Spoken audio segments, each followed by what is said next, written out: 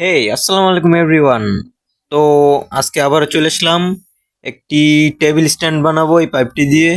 আমার টেবিলে স্ট্যান্ড নেই ভিডিও করার জন্য, তো চলেন এটা দিয়ে একটি টেবিল স্ট্যান্ড বানানো যাক। সর্বপ্রথমে এই পাইপটি থেকে 3 পিস টুকরা কেটে নিব। তো উপরের জন্য আরো একটি টুকরো কেটে নিব পরবর্তীতে। তো এরকমের একটি শীটের দরকার হবে সাইড দিয়ে বর্ডার দেওয়ার জন্য। তো আমি 3টি টুকরো কেটে নিলাম, গ্যানিং মেশিন দিয়ে কেটে নিলাম পিভিসি শিট। তো তারপরে আমি শিটগুলোকে ঘষে নিব সুন্দর করে। শিটের সাইডটা ধারালো হয়ে আছে, তো এগুলোকে সুন্দর করে ঘষে নিব।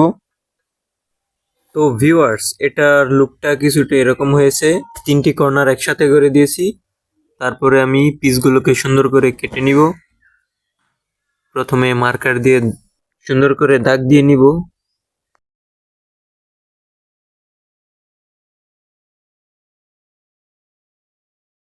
তো এভরিওয়ান, দেখতে পাচ্ছেন আমি এই কাটা পিসগুলো লাগিয়ে নিয়েছি, এখানে সুপার গ্লু দিয়ে লাগিয়ে নিয়েছি।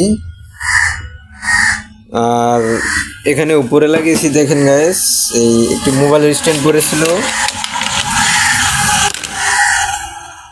ওটা থেকে খুলে এখানে লাগিয়ে নিয়েছি। তো এই কর্নারগুলো একটু ঘষে দিতে হবে, কর্নারগুলো তো বাহিরে আছে। তো আমি একটু গ্যানিং দিয়ে ঘষে নিব এটাকে। তো গাইস, আমি এটাকে গ্যানিং দিয়ে ঘষে নিব। গাইস, ফাইনালি এটাকে রং করা হবে ব্লু কালার। আমার কাছে একটু রং পড়েছিল, তো আমি এটাকে কালার করে নিচ্ছি।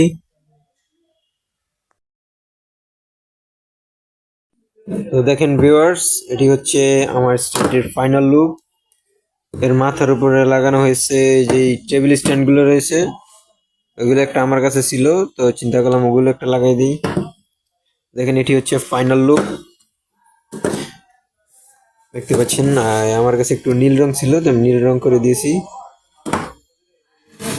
তো কেমন হয়েছে অবশ্যই কমেন্টে জানাবেন। তো আমার ভিডিও এই পর্যন্তই। সবাই ভালো থাকবেন, সুস্থ থাকবেন।